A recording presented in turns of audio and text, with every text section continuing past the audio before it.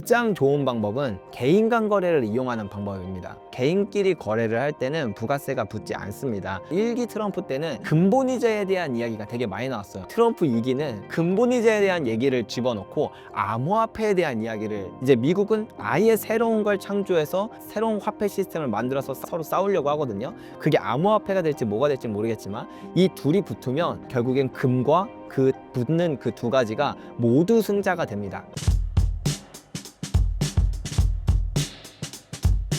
처음 금을 투자하려고 하는 분들에게 추천하시는 금 투자 방법은 무엇인가요?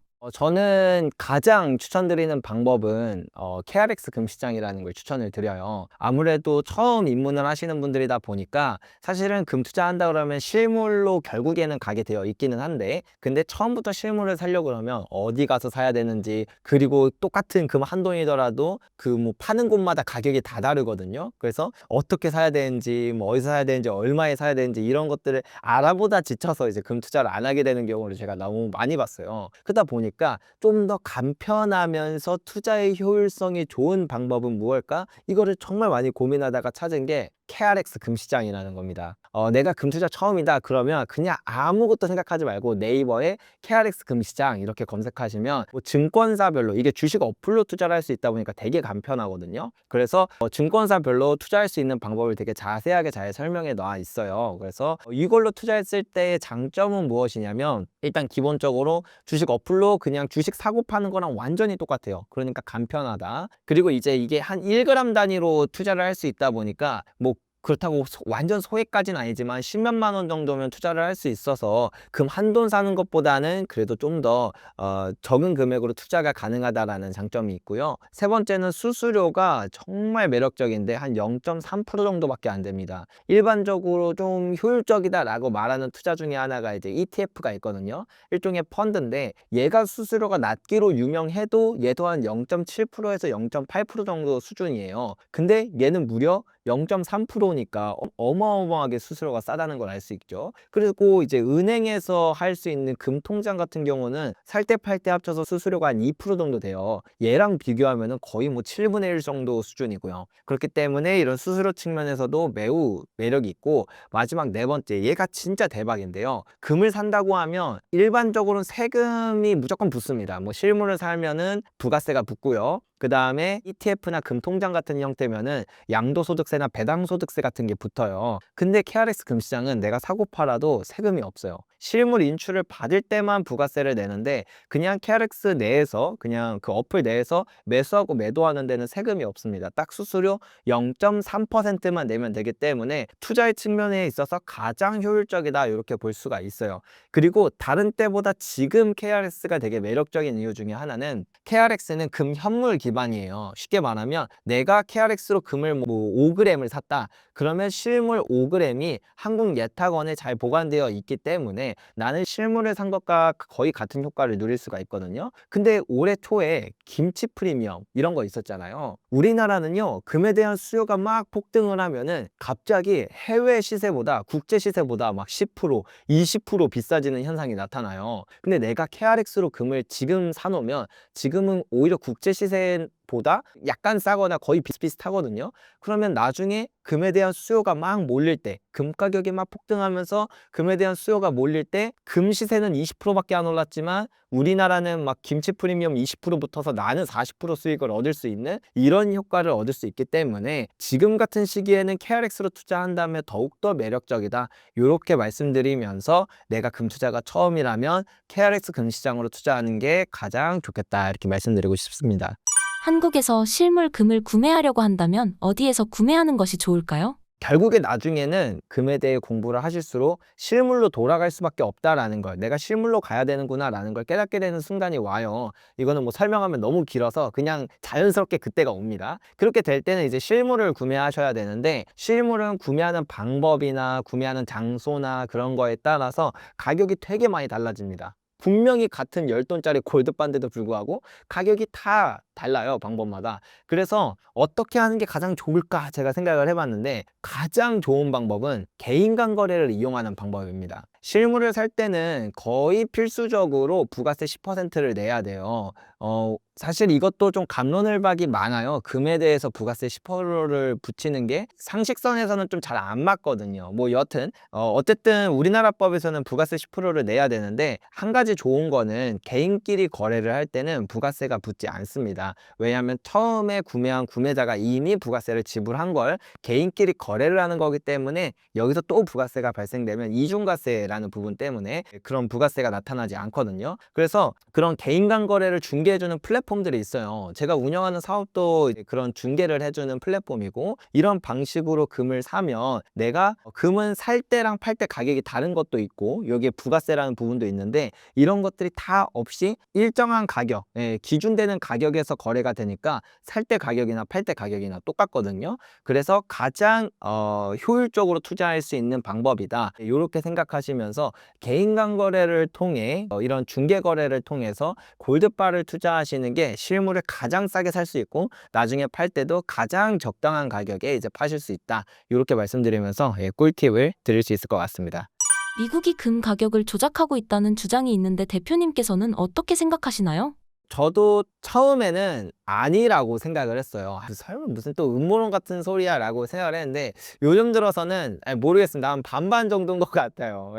왜냐면 이게 국가가 금 가격을 조작했다라는 게 음모론 같지만 역사적으로는 꽤 있었거든요. 미국 내에서만 하더라도 아주 대표적으로는 1960년대를 들 수 있을 것 같아요. 미국이 이제 브레튼 우즈 체제를 1940년대에 만들고 나서 이제 금과 달러가 교환이 되는 시스템이었어요. 그렇다 보니까 달러를 발행할 수 있는 양이 딱 정해졌거든요. 최대 금과 비교했을 때 미국이 보유한 금에 비해 250%까지만 금을 달러를 발행할 수 있었어요. 근데 미국이 이제 뭐 2차 세계대전도 겪고 뭐하고 하다 보니까 돈을 너무 많이 푼 거예요. 그러니까 달러를 너무 많이 풀어버렸어요. 그렇다 보니까 이제 그러면 달러가 너무 많이 풀리면 이 비율이 안 맞으니까 금 가격이 올라가야 되거든요. 근데 미국은 이 달러의 가치를 지키기 위해서 금 가격이 올라가는 걸 이제 억지로 억눌러야 되는 그런 상황이 나타난 거예요. 이게 가격이 올라가 버리면 그만큼 달러의 가치가 떨어졌다라는 걸 의미를 하니까. 그래서 미국이 이제 고민을 한 거죠. 어떻게 해야 되지? 하다가 처음에는 갖고 있는 금을 좀 팔았어요. 그 미국이 갖고 있는 금을 좀 던지면서 금 가격을 억지로 낮추면서 이렇게 조정을 했는데, 이게 점점 사람들이 이걸 깨달은 사람들이 많아지고, 각국의 중앙은행들이 와가지고 이제 그 달러 가지고 와서 금으로 바꿔달라 이러니까 어떻게 하지 하다가 이제 1960년에 그 런던 골드풀이라는 연합을 만듭니다. 이제 유럽 6개국이랑 미국 이제 합쳐가지고 이제 금을 어마어마하게 많이 모아서 시장에다가 막 내다 팔았어요. 그래서 금 가격을 다시 조작해서 억지로 35달러를 맞춰 버렸거든요. 그러니까 결국엔 이걸로 거의 10년을 버텼어요. 1970년까지 10년을 버텼는데, 결국에 1968년 정도에 프랑스의 샤를 드골 대통령이 나 먼저 탈퇴할게 그러고, 이제 미국의 항공모함까지 끌고 와서 내가 갖고 있는 달러 다 줄 테니까 내금 내놔라, 이렇게 해서 이제 갖고 가면서, 그때부터 각국의 중앙은행들이 큰일 났다, 나 달러 많이 들고 있는데 나 큰일 났다 하면서 이제 달러를 금으로 바꿔가기 시작하면서, 결국에 이 금태환 제도가 뻥 하고 터지고 금 가격이 26배가 폭등을 해버렸거든요. 그런 측면을 볼 때 지금은 사실은, 그때는 이제 선물 시장이나 이런 것들이 잘 되어 있지 않다 보니까 실물 금을 던져야 되는데, 지금은 대부분 금 가격의 기준이 선물 시세 기준이에요. 선물이라는 건 일종의 계약이거든요. 그리고 이 선물 거래소 가장 큰 게 뉴욕에 있어요. 뉴욕 상품 거래소가 이 선물 거래소 중에서는 가장 큽니다. 이제 코맥스라고 하는데, 여기서 이제 미국이 마음만 먹는다면 실물 금을 던지지 않고 선물 계약을 숏으로만 던지기만 해도 가격을 충분히 억누를 수 있는 상황이 만들어지다 보니까 어쩌면 미국이 금 가격을 조작했다라는 게 그럴 수도 있겠구나. 왜냐하면 지금 다시 한번 달러의 위상이 위협받고 있는 순간이다 보니까 금 가격을 억지로라도 억눌려야 그만큼 달러의 가치가 떨어지지 않았다라는 거를 이제 좀 보여줄 수 있는 수준이라 그러지 않을까라는 내용들이 시장에서는 많이 얘기가 되면서, 저도 그럴 수도 있겠구나, 요 정도는 생각하고 있습니다. 트럼프는 앞으로 금에 대해서 어떤 태도를 보일까요? 원래 미국은 끝까지 마지막까지 달러를 지켜야 되기 때문에 금도 무시하고요, 암호화폐도 무시하고 그랬었어요. 트럼프가 임기를 시작하고 나서 이 생각이 확실히 많이 바뀌었습니다. 트럼프는 더 이상 달러를 지키는 거에 의존하지 않아요. 차라리 시스템을 바꾸려고 해요. 그래서 트럼프가 되게 재밌었던 게 뭐냐면 예전에 트럼프 이제 2018년 1기 트럼프 때는 근본이자에 대한 이야기가 되게 많이 나왔어요. 야, 달러 의미 없어. 야, 금으로 돌아가자. 근본이자에 대한 얘기가 많았는데 트럼프 2기는 또 달라졌습니다. 근본이자에 대한 얘기를 집어넣고 암호화폐에 대한 이야기를 해요. 왜 그러냐 하면 근본이자로 돌아갔을 때 과연 미국이 이전처럼 다시 명성을 얻을 수 있을까? 그 정도의 패권 파워를 가질 수 있을까라고 한다면 미국이 보유한 금의 양이 한 8천 톤 되거든요. 근데 미국이 어마어마한 패권을 가졌을 때는 2만 톤의 금이 있었어요. 전 세계 금의 60에서 70%를 독점하고 있었으니까 근본이자가 되면 미국이 짱인 거예요. 전 세계 금의 60%에서 70%를 미국이 독점하고 있으니까. 근데 지금 미국이 보유한 금보유량은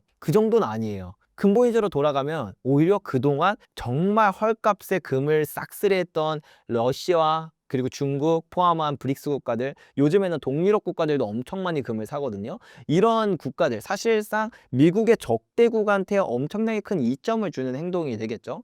그러면 지금 금을 사 모으는 것도 말이 안 되고, 그렇다고 해서 내가 금 보유량 1위긴 한데 저들 국가들이 금을 어마어마하게 모은 양과 비교해서 내가 압도적인 수준은 아니야. 금보이제로 돌아가면은 별로 안 좋을 것 같아 라는 생각이 아마 계산이 들어간 것 같아요. 그러면 미국이 생각하는 건 딱 하나겠죠. 금보이제가 아니라 화폐 시스템을 갈아엎자. 지금의 페트로달러 시스템도 아니고 이건 어차피 망했으니까 페트로달러 시스템 끝났으니까 뭔가로 바뀌긴 해야 되는데 근본이제는 우리한테 유익한 게 아니라 상대 진영에 유익한 거야. 그럼 새로운 시스템, 암호화폐가 동의되는 시스템이 차라리 우리가 유리할 수 있겠다라는 이런 아이디어가 생긴 게 아닐까 싶습니다. 제가 앞서 말씀드렸던 것처럼 사실은 암호화폐가 됐든 뭐 석유가 됐든 아니면 이제 전기화폐 시스템이라는 얘기도 나오거든요. 근데 뭐가 됐든 이제 금과 어떤 중국을 포함한 이제 브릭스 국가들은 금을 필두로 싸우려고 해요. 이미 여기는 금으로 정해졌어요. 근데 이제 미국은 아예 새로운 걸 창조해서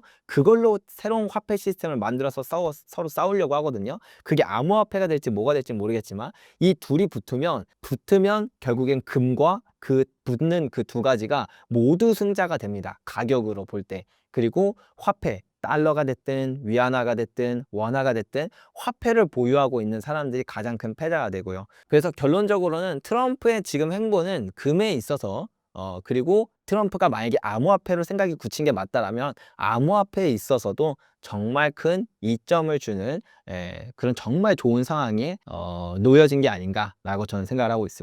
금 투자에 있어서 파악하면 좋을 지표나 정보가 있을까요? 금을 바라볼 때 가장 중요한 지표는 달러라고 생각을 해요. 지금 달러에 대한 신용, 신뢰, 이게 어느 정도인가? 사실 이거를 단순히 지표로 보기는 어렵지만 쉽게 표현하면 이렇게 보면 좋을 것 같습니다. 각국의 중앙은행들은 외환보유고라는 게 정말 최후의 수단이잖아요. 나를 지켜주는 최후의 수단의 안전자산들을 모아놓는 곳인데 여기에서 달러의 비중이 어떻게 바뀌고 있는지, 그리고 그의 반대편에서 최근 들어서 많이 올라가고 있는 건 무엇인지 이걸 바라보는 게 되게 중요한데 2010년부터 해서 달러 자산은 계속 줄고 있었고요. 그리고 이제 금에 대한 보유량이 계속 늘어나고 있었어요. 이러한 추세성을 우리가 계속 바라보면서 이 본질이 바뀌고 있는 건가 아닌가, 이게 일종의 해프닝인가 패러다임의 변화냐, 이것들을 파악하는 게 되게 중요하다고 생각하고, 패러다임의 변화다라고 생각을 한다라고 한다면 이건 되게 거대한 흐름이고, 이 거대한 흐름 속에서 금에 있어서는 뭐 가장 빛나는 그런 시기가 찾아올 것이다. 저는 그렇게 생각을 하고 있습니다.